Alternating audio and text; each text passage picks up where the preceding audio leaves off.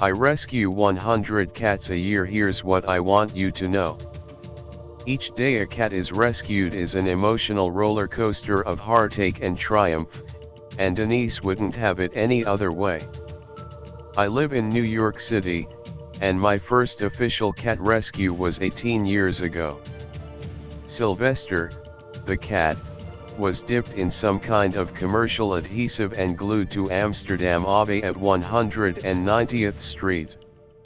He was in the street next to a can of food.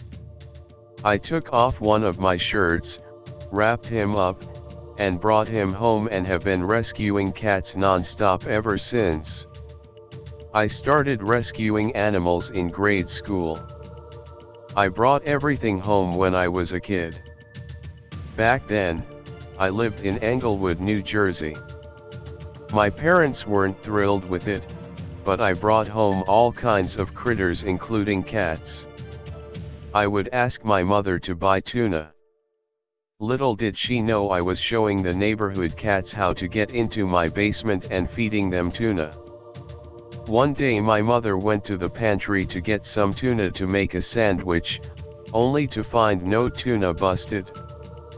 But most of the cats I rescued lived with us, or we found homes for them. Don't miss these heartwarming stories of homeless animals who saved their owners. I turned a basement into a cat sanctuary.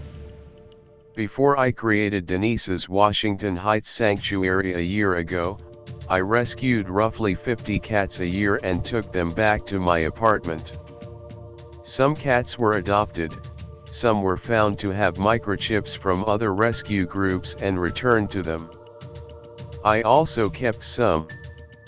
My landlord gave me the space in the basement to create a kitty sanctuary.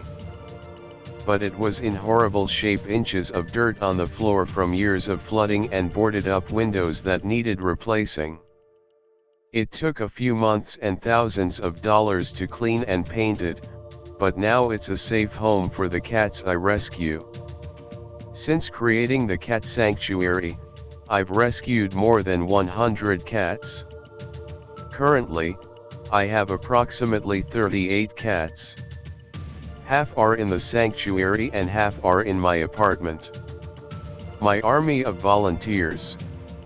Although I do all day-to-day care and most of the rescues, it's basically a full-time job in addition to my dog walking gig. I have a small army of online minions that share my posts and get the word out. They respond to people giving away pet goods, food, litter, and toys, and throw my name in the hat. I have a couple of people that will transport animals, pick up goods, etc. too, and people who regularly check in to make sure everything is okay and if I need anything. If I have a large or difficult rescue and need a second set of hands, friends jump right in no matter what the weather is like outside. If you're an animal lover, you'll want to know about the things shelters desperately need right now. It's not cheap. I'm lucky to get some donations for food and litter, and neutering, and spaying and shots are free through the ASPCA. However, the SNAP test, which tests for FIV, feline immunodeficiency virus, and FALV, feline leukemia virus, is $45 per cat. Cats who test positive for those are sent to special sanctuaries equipped to care for them. But I pay all vet costs for injuries or illness, plus deworming and monthly revolution, which protects cats from fleas. By the way, here are more options to get rid of cat fleas.